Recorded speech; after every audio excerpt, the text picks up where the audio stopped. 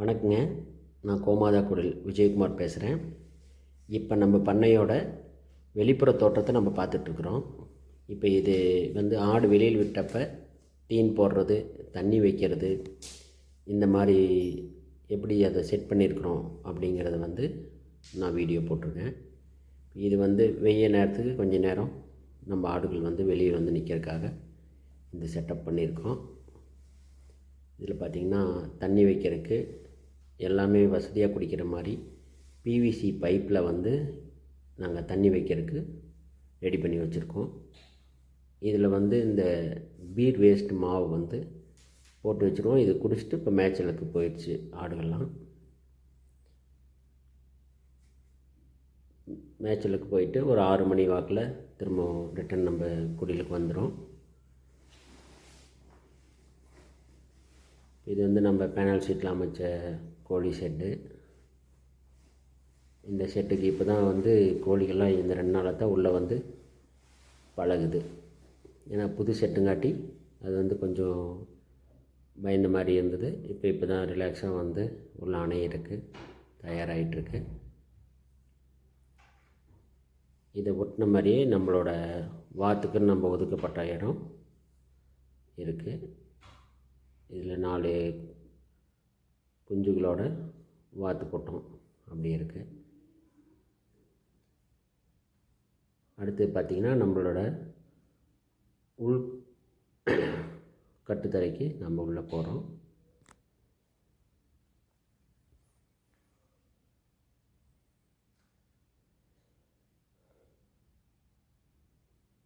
இது நம்ம மாட்டு செட்டு போட்டிருக்கோம். இது நம்ம மாட்டுக்கு தேவையான தீவனங்கள் வைக்கக்கூடிய அறை. நாங்கள் தீனெல்லாம் போடுறது இல்லைங்க. இந்த மாதிரி பெரிய செட்டு போட்டோம், உள்ளேயே கொண்டு போய் அடுக்கி வச்சுக்குவோம். இதனால் நம்மளுக்கு என்ன ஆகுதுன்னா, வருஷம் அதுக்கு குழி விழுகிறது, இந்த மாதிரி சமாச்சாரங்கள் நம்ம பண்ண வேண்டியதில்லை. இது கள்ளக்கொடி ஆட்டுகளுக்கு வாங்கி உள்ளேயே அமைச்சிருக்கோம். அது வைக்கப்பில் நம்ம தோட்டத்தில் இருந்து பண்ணி எடுத்தது. இது பருத்தி பஞ்சுங்க. இது ஆடுகளுக்கு கொடுக்குறதுக்காக நம்மளுக்கு பேலாக நம்மளுக்கு கிடைக்கிது கிலோ கணக்கில். இது போட்டோம்னா ஆடு நல்லா சைனிங் கிடைக்கிது. இது அப்படியே தீவன தொட்டியில் போட்டு தண்ணி தெளிச்சு விட்ருவோம். ஆடெல்லாம் சுத்தமாக சாப்பிட்ரும்.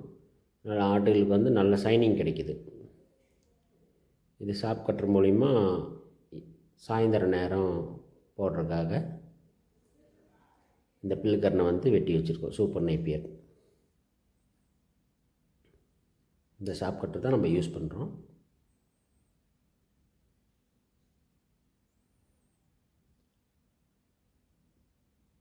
அடுத்தபடி இது நம்ம ஆட்டு பண்ணையோட பராமரிச்சிருக்கிறதோட வெளிப்புற தோற்றம்.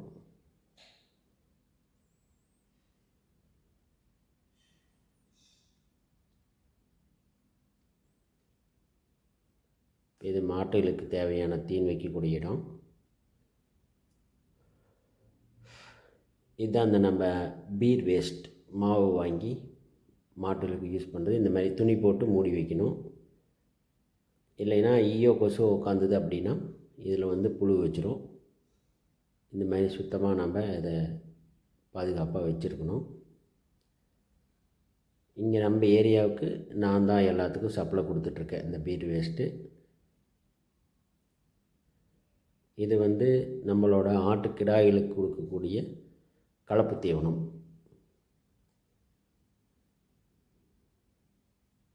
இதில் 2 பேரலையும் நாங்கள் நப்பி வச்சுருவோம். இப்போ இது மாட்டு கொட்டாய்களாக நம்ம படுத்தது போக போகிறோம்.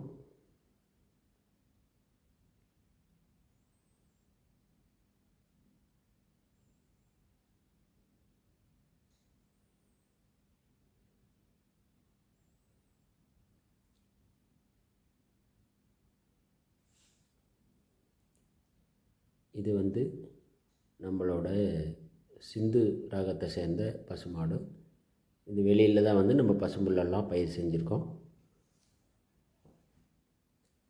இந்த பில்லுக்கரணெல்லாம் இங்கே தான் இருக்குது. இங்கேருந்து கட் பண்ணிவிட்டு இதில் போட்டுருவோம். இது நம்மளோட ஷெட்டில் இருக்கக்கூடிய நாய். இது தீவனம் போடுறதுக்காக ஒரு தொட்டி. அடுத்தது பார்த்திங்கன்னா மாட்டுக்கு தவிடு காட்டுறதுக்கு உண்டான தொட்டி வந்து இதில் வச்சுருக்கோம். தாலி அப்படின்னு சொல்லுவாங்க. இதில் தாலியில் நம்ம தவிட்டை ஊற்றி விட்டு தீன் வந்து தொட்டியில் போட்டோம்னா அது பாட்டுக்கு சாப்பிட்டு தண்ணி குடிச்சிடும். இது வந்து காங்கிரீச் ரக மாடு, பாகுபலி படத்தில் வர்றது. இது அதோட கன்றுக்குட்டி. இது வாட்டர் வாஷ் பண்ணுற மாதிரி செட் பண்ணியிருக்கோம், அதெல்லாம் கழுவி விட்றதுக்கு.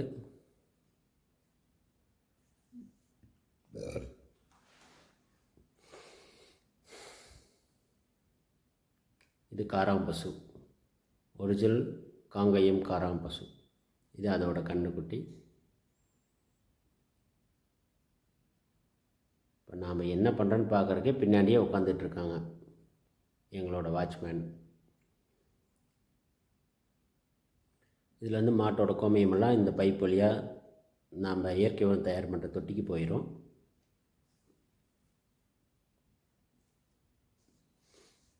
இது வழியாக எல்லா கோமையும் அந்த இயற்கை உரம் தயார் பண்ணுற தொட்டிக்கு போயிடும். அது அடுத்த வீடியோவில் உங்களுக்கு நான் போடுறேன்.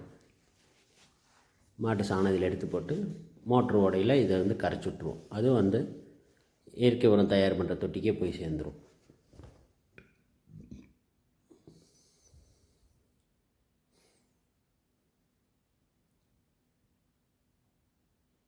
இது வெளிப்புறத்தில் இருக்கிற தோற்றம். இந்த கோமையும் இது வழியாக வடிஞ்சு இந்த நேரம் இருக்கிற ஓப்பன் வழியாக அந்த தொட்டிக்கு போயிடும். எந்த கோமையுமோ சாணமோ எந்த விதத்துலேயும் வீணாகாது. இது நம்ம ஆட்டாம்புழக்கு எல்லாம் அரைக்கிறதுக்காக செட் பண்ணி வைக்க இருக்கிற மிஷின்.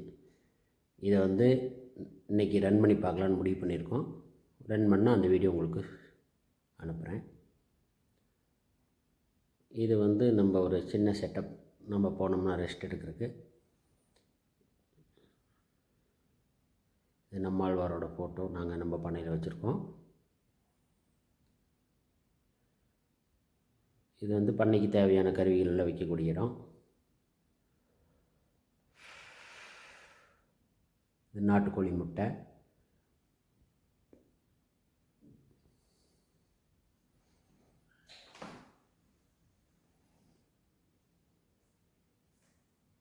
இது நம்ம பண்ணைக்கு தேவையான பொருட்களை வைக்கக்கூடிய அறை.